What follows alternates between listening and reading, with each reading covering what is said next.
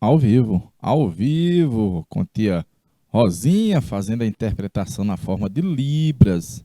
Tio Flávio Coelho, da área das histórias, para todo o Piagoí, pelas várzeas, pelas chapadas, pelos sertões do Piauí, terra querida, filha do sol do Equador. E eu quero que você saiba que o nosso Piauí começou lá em Coronel Zé Dias, viu? As nossas origens estão lá. Os nossos registros mais antigos estão lá em CJD, lá na Serra da Capivara, com a Niede Guidon. Eita, povo, agora é Marian Ellen, minha brother, lá das antigas. Marian Ellen. Deixa eu pegar a canetinha de volta de meu amigo Jorlan, meu primo Jorlan. Jorlan Coelho, viu? Jorlan Coelho. Na África, os europeus morriam como moscas. Alvenaria. Na África, os europeus morriam como moscas. Aqui eram os índios que morriam. Agentes patogênicos como a varíola, as doenças, olha. Sarampo, coqueluche, catapora, tifo, difteria, gripe, peste bubônica, possivelmente a malária, provocava no Novo Mundo o que Dobbins chamou de uma dos maiores cataclismas biológicos do mundo. É uma guerra biológica, né? Bacteriológica. No entanto, é importante enfatizar que a falta de imunidade dos índios, devido ao seu isolamento, não basta para explicar a mortandade, só ela, mesmo quando ela foi de origem patogênica. Ou seja, os índios morreram provocados por doenças, mas não só por ela, mas não exclusivamente por ela. Pergunta é: uma ação empreendida pelos portugueses, pelos colonos, pelos colonizadores, que contribuiu para o desastre dos povos indígenas, foi qual? Uma das contribuições, uma ação empreendida pelos colonizadores na América Tupiniquim, que contribuiu para o desastre mencionado, essa hecatombe populacional, essa mortandade, foi qual? Contribuiu, foi qual? 2 pontos, tia Iarache, da banda Desejo de Menina.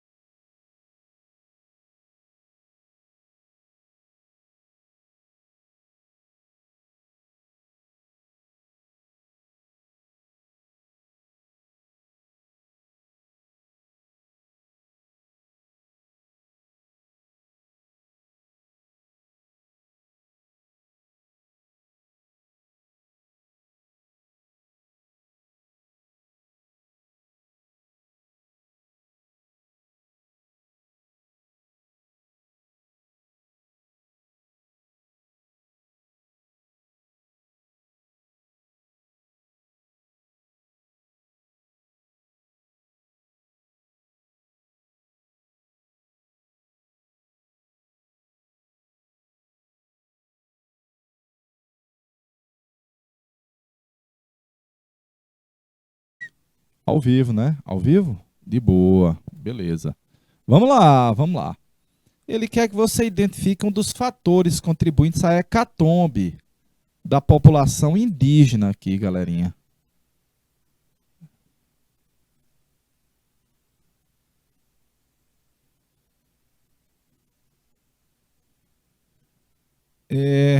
Ocorreu o incentivo da metrópole à imigração feminina. Então, as mulheres indígenas estavam sendo estimuladas pelo Estado português para em abandonar suas tribos e ir para um outro lugar? Não. Ocorreu a interdição de Portugal aos saberes autóctones, aos saberes dos próprios nativos? Não, galerinha. Esse desastre populacional não é provocado porque os portugueses começam a mexer com os saberes indígenas.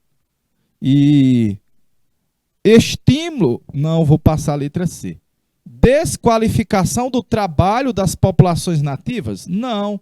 O índio era até visto como indolente, preguiçoso. Ó céu, ó vida, ó azar, Ribeiro Gonçalves.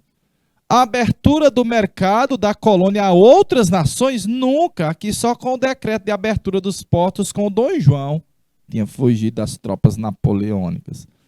Claro que não. Ainda está vigente o famoso pacto colonial e dentro dele o Brasil só pode comercializar com Portugal.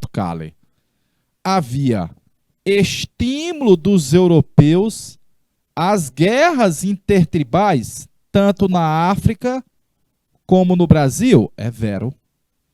Tanto lá quanto cá. E foi um dos fatores contribuintes a essa hecatombe populacional nativa, esse estímulo dado pelos portugueses às guerras entre as tribos. Perfeito? Perfeito na letra C de sabido, letra C de campeão, C de Coronel José Dias e de Canal Educação. Já vimos essa 9 aí, ó. Na África, as mulheres têm perícia, autonomia e mobilidade. Associados a atividades importantes e variadas na evolução das sociedades americanas modernas, os africanos conseguiram impor sua marca. Olha aí, galerinha. Associados a atividades importantes e variadas na evolução das sociedades, os africanos conseguiram impor sua marca nas línguas, na cultura, na economia, além de participar quase invariavelmente na composição étnica do Novo Mundo. A sua influência alcançou mais fortemente as regiões do latifúndio agrícola, comunidades que se desenvolveram às margens do Atlântico, das Antilhas, dos Estados Unidos e do Nordeste do Brasil. Tchan, tchan, tchan, tchan, tchan, tchan, a diáspora africana. O texto trata da chegada de africanos na América, mas ele diz que é em predomínio das áreas de latifúndio agrícola. E eu vou acrescentar, e as áreas de mineração, viu? Uma das contribuições da diáspora descrita no fragmento para o continente americano foi quali? Uma das contribuição dos africanos para o continente americano foi qual? Ela é americana, da América do Sul. Senhora Yaratie, minha príncipa, deixa R$1 na tela para a galera mandar a resposta.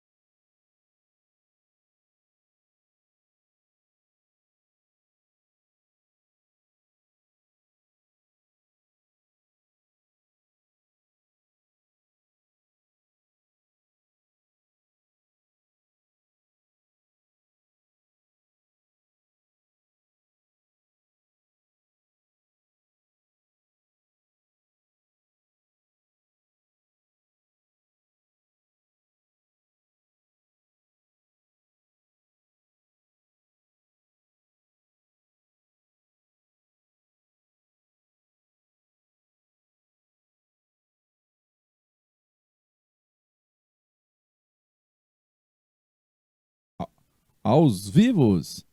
Galerinha, ele quer saber uma das contribuições da chegada dos africanos para o continente americano. Vai ser uma das contribuições. O declínio da monocultura local. Olha, não vai haver uma monocultura dos índios, porque os índios produziam de subsistência.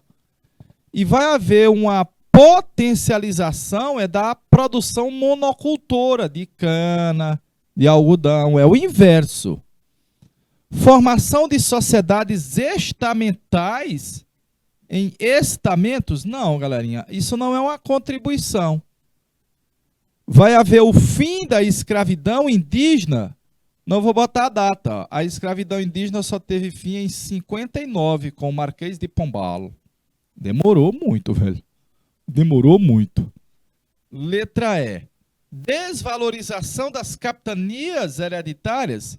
Sabe quando é que as capitanias hereditárias deixam de ser capitanias hereditárias? A escravização indígena é 55, viu? 55. E as capitanias deixam de ser capitanias em 58, com o Pombal também. Mas os africanos, eles trazem um contribuinte e introduzem técnicas produtivas nas Américas que os índios não tinham. Produzir em larga escala, fazer a parte referente ao garimpo. Ah, é mesmo, tio, olha.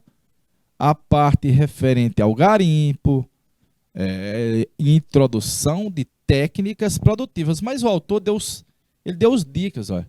Impor sua marca nas línguas, cultura. Sua influência alcançou fortemente as regiões do latifúndio agrícola. Olha aí, ó. Introduziu técnicas produtivas no latifúndio agrícola. Portanto, CJD, Coronel José Dias, o Coronel, welcome to Coronel José Dias. Eu vou chegando lá na roça, ali descendo na cerâmica, né? Eu digo, welcome to Coronel José Dias. Seja bem-vindo a CJD. Letra D de danadinho, viu, galera? Letra D de danadinho. Vamos para a próxima.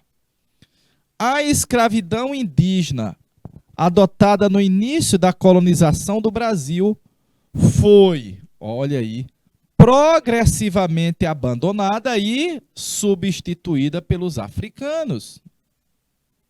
Entre outros motivos, por quê?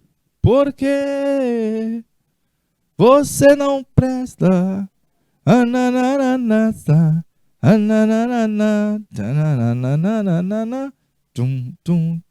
Alô, Ana Cristina Leite, boa tarde. Boa tarde, senhora Karen Aline. Boa tarde, Moisés, Joelma, Ed Carlos, Camille, Kleber, Luiz Eduardo, João Vitor, Vitório, André Luiz, Marcos Oliveira, é meu parente, Marcos Oliveira. Marcos, José Marcos, Marcos Oliveira e José Marcos, Ana Luísa, Nicole, lá em Coronel. Galera de Ribeiro Gonçalves, manda a lista da galera de Ribeiro Gonçalves também aí, galerinha.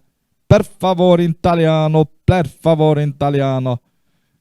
Tia Yara, tchê, deixa R$ 1 aí na tela, per favore, italiano.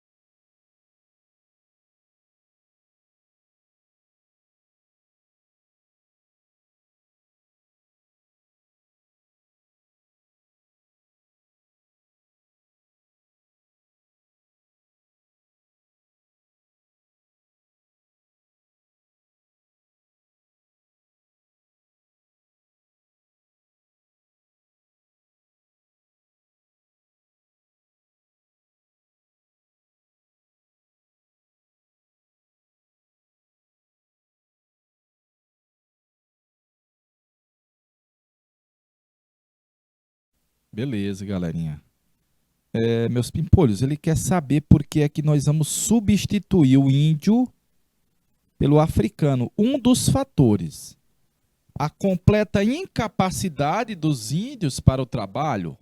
Não. Completa, não. Até porque eles foram usados em muitos momentos como escravizados. De boa?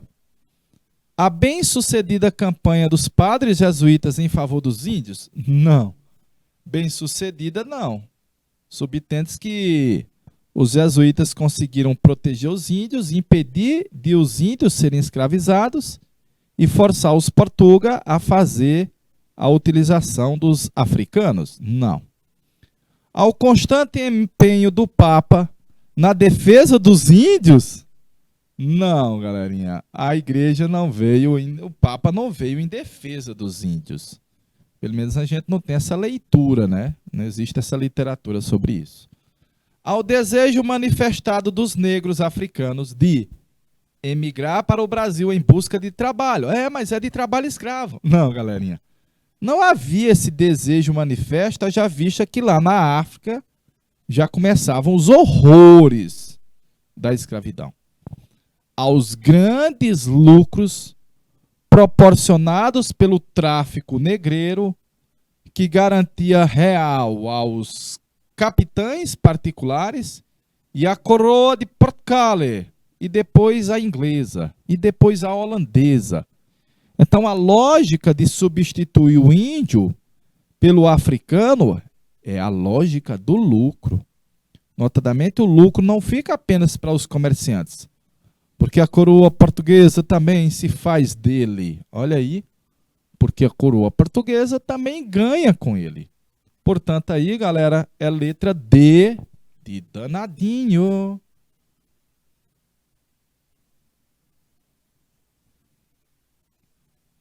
Próxima. Cés Gran Rio.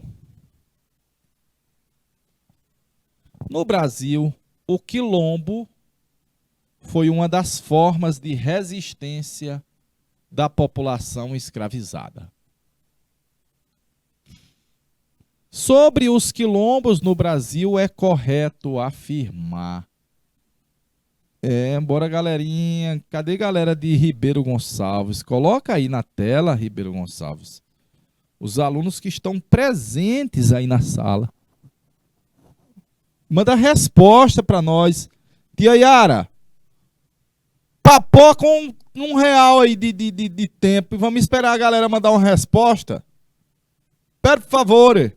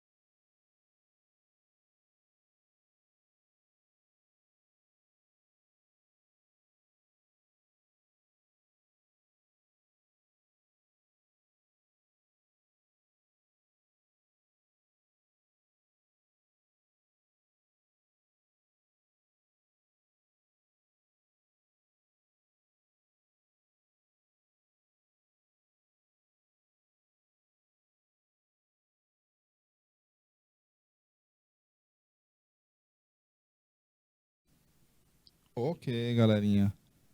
Vamos, galerinha, mandar resposta. Bora, povo. Bora, povo, povo, povo. Vamos, você de Coronel, você de Ribeiro.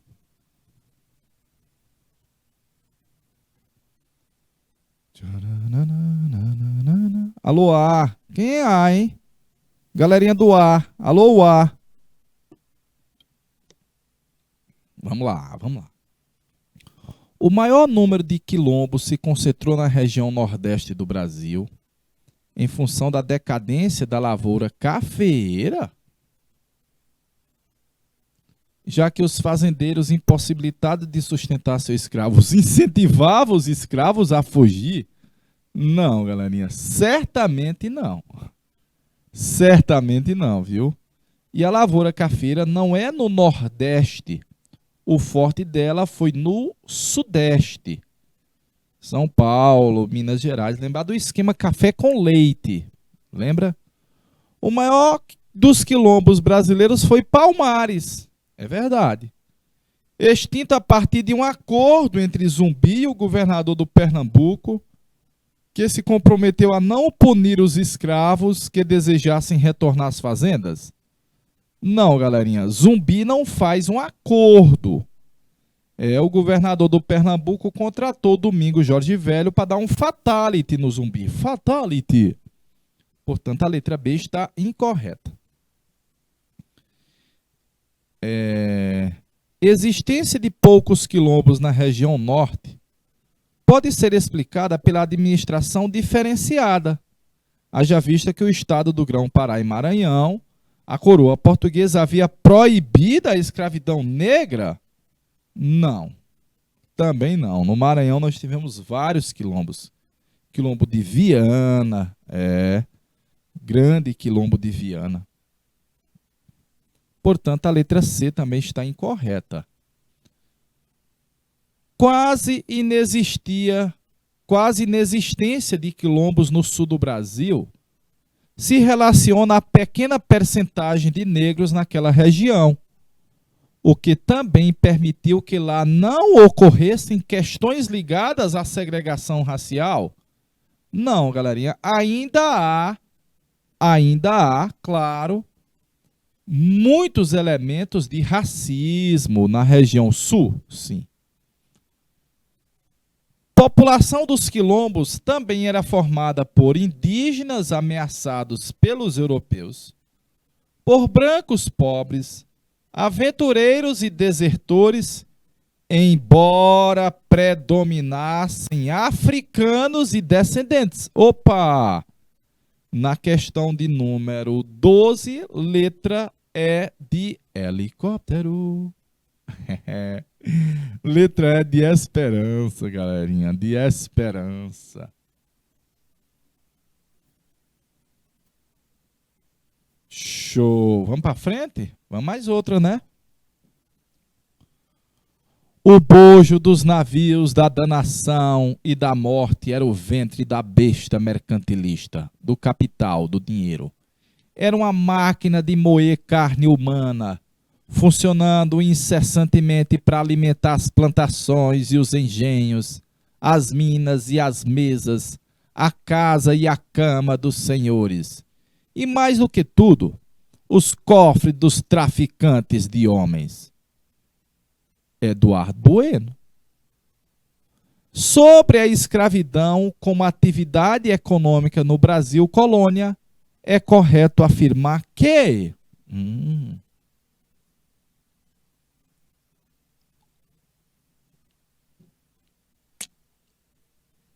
Vamos passar.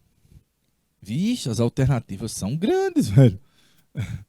Tia Yara, deixa aí, tia Yara, para ver se a galerinha manda resposta. Alô, galera de Coronel. Alô, meu amigo Moisés. Alô, Ed Carlos. Eu conheço um Ed Carlos lá em Coronel, filho do Inigo. Será que é filho do Ed Carlos? Ou homenagem a ele? Filho do Inigo. Deixa R$ 1 na tela aí, senhora Yara. Per favore, italiano.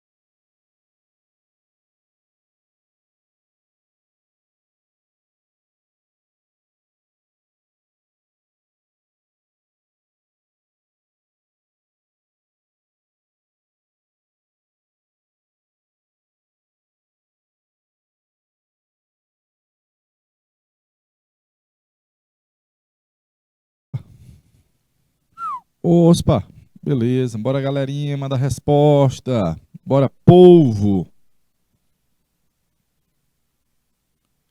Tchanã, tchanã, nananana, tchananana. As pressões inglesas para o tráfico negreiro continuar aumentaram após 1850. Não, a Inglaterra vai combater o tráfico negreiro. E essa lei foi por pressão inglesa. Essa lei foi por pressão inglesa, galerinha. Essa lei aí é por pressão inglesa. Você vai ver isso no próximo, ou é no próximo semestre, ou é no próximo ano, viu?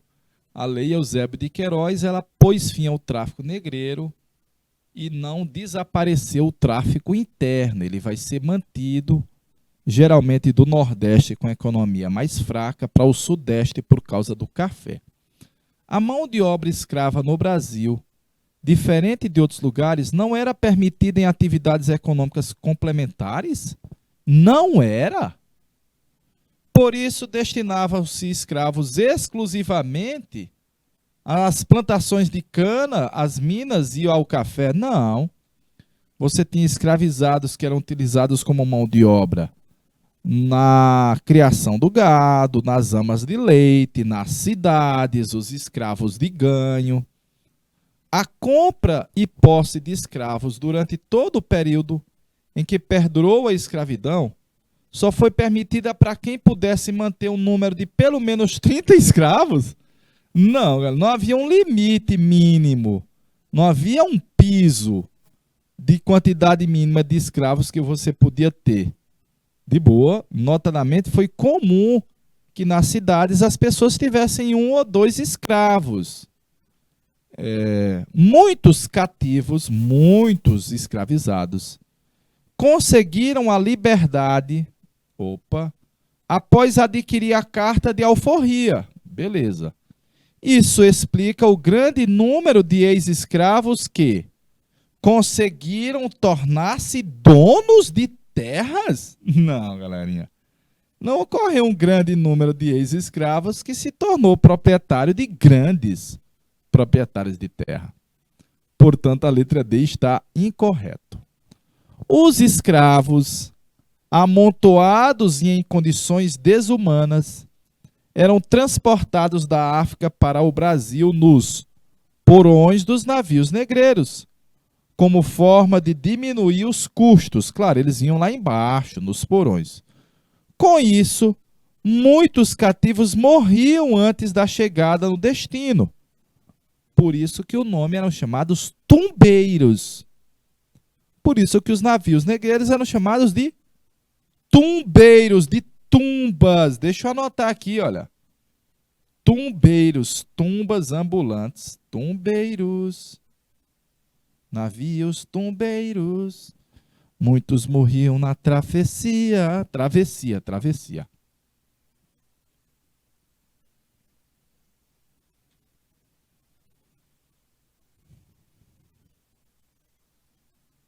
Perfeito, vamos para a próxima. Vixe, essa é depois da escravidão. Mas a alternativa correta é a letra E. Ó. Depois da abolição da escravidão, galerinha, o negro vai permanecer à margem do universo cultural estabelecido pelo homem branco e vai continuar sujeito ao preconceito e aos novos mecanismos de exploração e controle social. É o que você tem pós-escravidão. Mas essa temática não foi abordada hoje. Eu vou passar para a próxima. Principalmente a partir do século XVI, a coroa portuguesa interveio militarmente em conflitos, disputas e conflitos entre africanos para manter no governo autoridades africanas convenientes ao tráfico e à escravidão. Tanto no reino de Angola quanto no Congo, os congolanos, os portugueses auxiliaram na imposição de monarcas dóceis ligados aos interesses do tráfico. Com o tráfico, teve início o processo de roedura, literalmente, roedura. Ao levar em consideração as informações acima, qual das opções abaixo se refere à relação entre o tráfico negreiro e o processo de roedura? Processo de roedura. A venda de escravos organizados por africanos garantir o surgimento de um mercado inexistente até então? Vender homens e mulheres para trabalhar forçado no mundo? Não. Não, galerinha. Aí não é novidade. Nós já tínhamos tido outras formas de escravidão antes. Então a letra A está incorreta.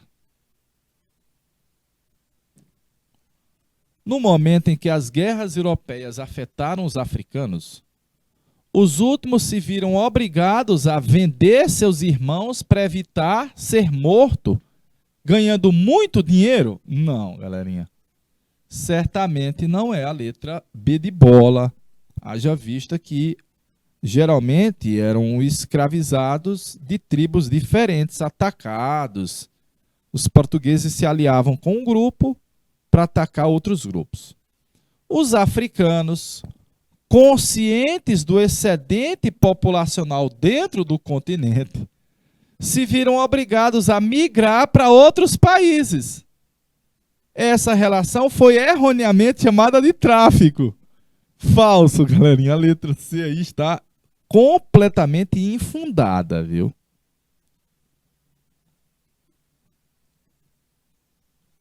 O comércio de homens e mulheres negros, perpetrados principalmente por europeus, garantiu a escravização de africanos nas Américas, resultando na exploração colonial da África? Pode ser. A população existente nas Américas não desejava adquirir escravos, porém, foram obrigados a comprar africanos escravizados, deteriorando assim a história da América Portuguesa? Não. Eles não foram obrigados. Tá errado aqui, olha. Perfeitinho? Tá errado aí. A população aqui desejava adquirir escravos. À medida que você tem uma ampliação da atividade açucareira, você precisa de mais mão de obra, escravizados. Então a letra D diz: o comércio de seres humanos, perpetrados principalmente por europeus, garantiu a escravização de africanos nas Américas, resultando na exploração do continente africano? Sim. Na exploração do continente africano? Sim. Portanto, letra D de danadinho na questão de número 15ª, 15ª. Vamos para a próxima. SESMAC. Alguma das formas mais conhecidas de resistência escrava durante o período colonial foram as fugas e a formação dos quilombos. Contudo, no entanto, entretanto, a historiografia recente sobre essa temática evidenciou outras formas de resistência que ocorriam no cotidiano dos cativos, tendo como destaque quali? Galerinha, outras formas de resistência à escravidão, além dos quilombos. Questão boa essa daí, viu, galerinha? Outras formas de resistência, interroga em R$1 na tela.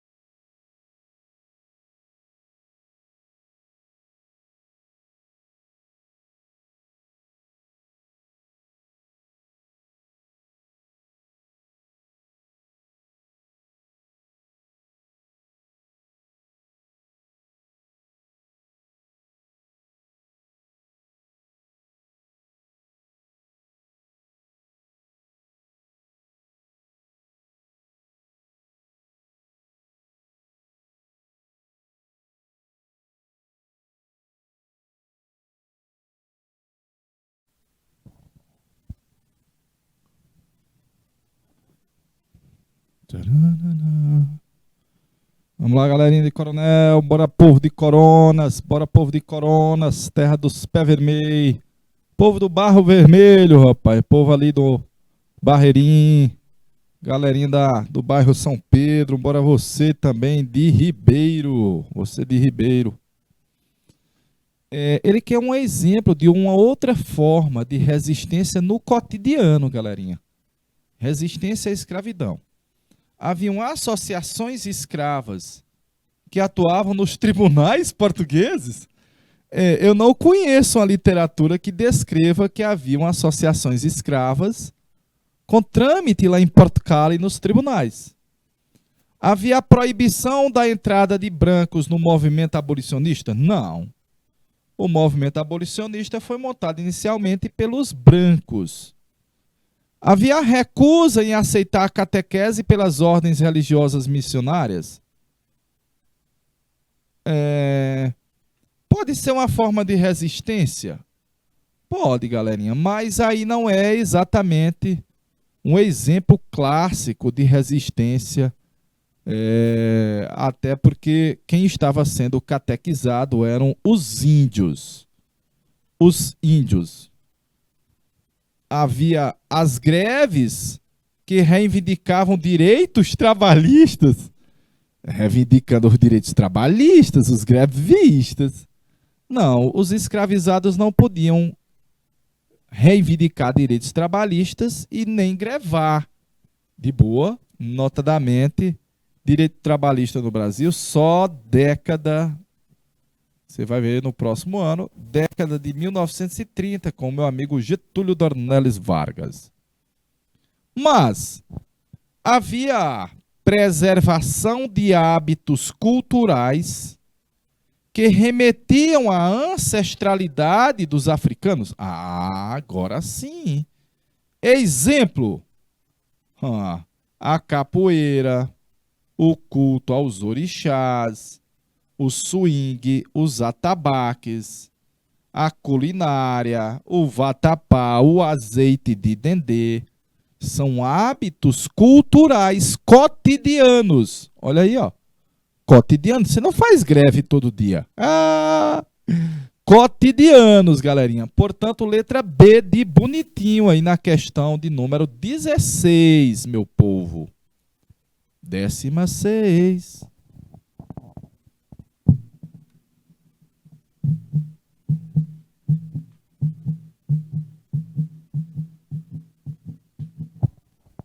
No Brasil, costuma dizer que para o escravo são necessários 3P: pão, pano, pau, pão e pano.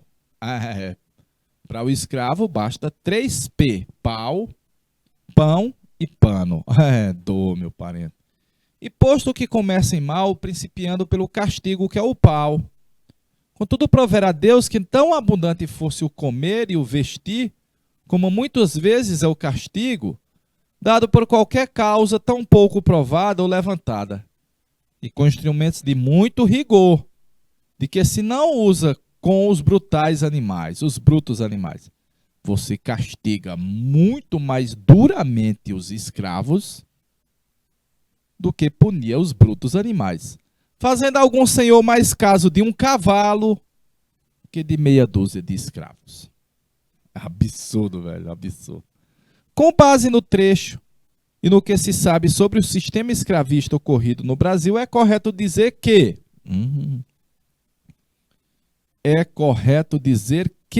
galerinha, cadê o povo de CJD? Deixa eu entrar bem aqui, tia, pertinho de você. Posso entrar aqui? Deixa eu ver se aparece ali. Aparece sim, olha aí, ó. De boa na lagoa, rapaz. De boa na lagoa, viu? Só falta a resposta dos meninos, tia. Eita, rapaz. Tia... Yara, tia Yara! Tia Yara, cantora da banda Desejo de Menina. Tia Yara, deixa R$1 aí na tela, viu?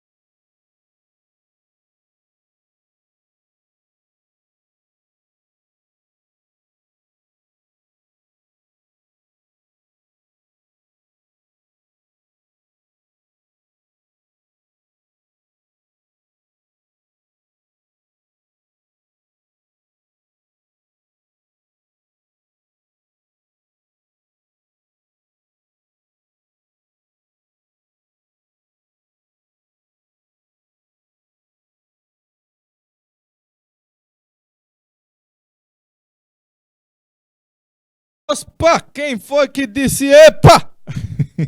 De boa, tia. Vamos lá, vamos lá, vamos lá. Pegando aqui a canetinha. A visão do padre jesuíta apresenta uma perspectiva da colonização portuguesa em que a escravidão aparece de forma humanizada. Pau, pão e pano, humanizada? Só que não. Não há no texto de Antonil qualquer crítica ao sistema escravista? Ah, sim. Ele está criticando, viu? O sistema escravista centrado no trabalho compulsório, no tráfico de africanos para a colônia e uma rígida estrutura de controle e punição foi a base da economia colonial e criou uma sociedade extremamente desigual. É vero? É verossímil? É verdadeiro? Verdadeiro? Apesar de aparentar opressão e violência, o sistema escravista foi positivo para os africanos. Não, galerinha. Aí ele diz, olha, pois possibilitou a eles acesso a uma cultura superior e uma religião organizada, já que na África eles viviam de forma primitiva? Falso. Portanto, letra C de sabido na questão de número... Número qual aqui, tia? 15? É. Beleza, galera de Coronel de Estilo, letra C de sabido, viu? Letra C de sabido.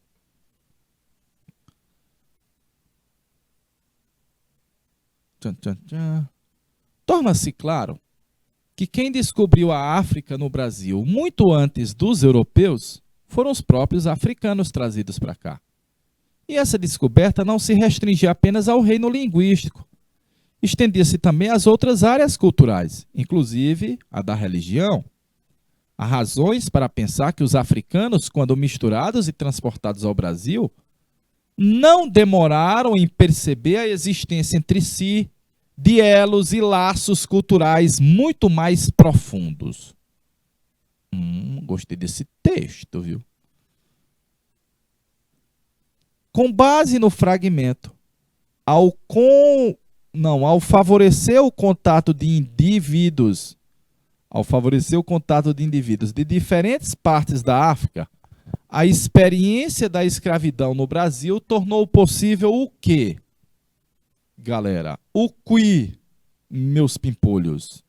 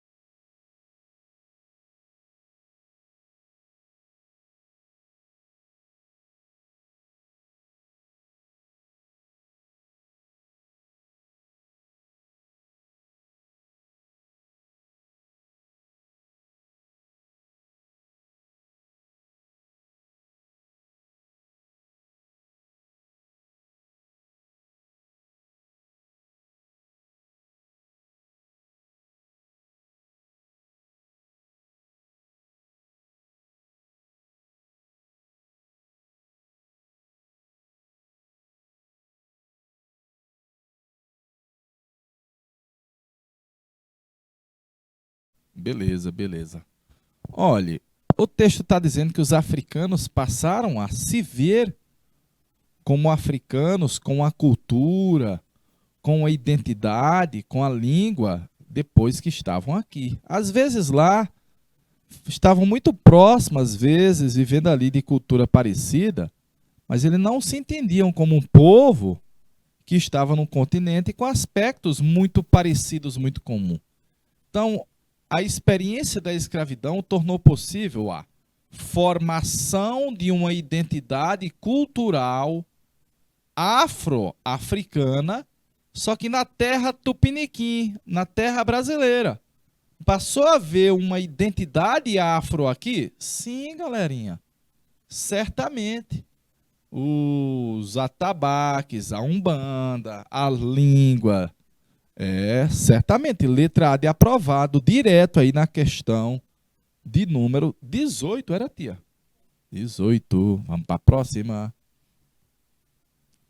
Vou para a próxima. Vou passar dessa. Vou passar dessa daqui. Vou passar dessa.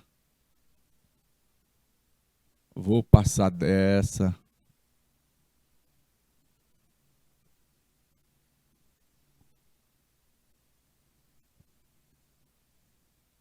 Aqui.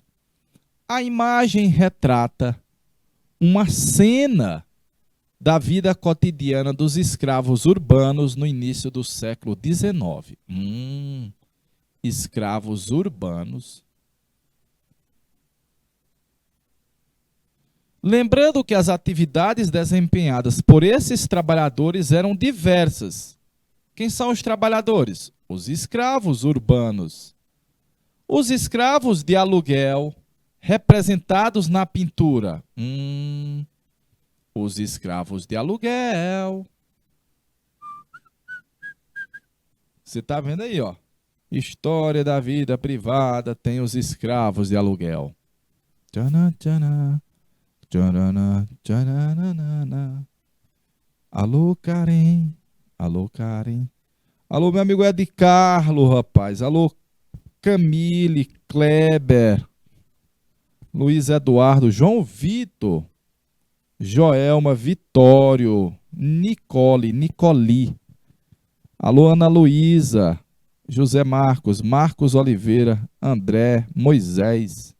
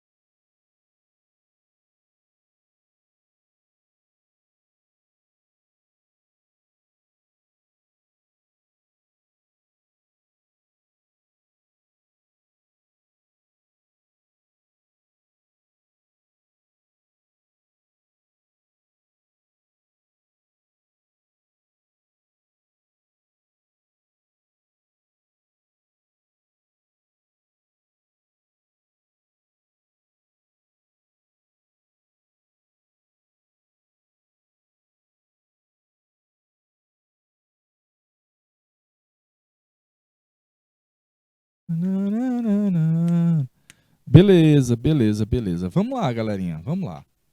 Escravo de aluguel, porque eles eram alugados.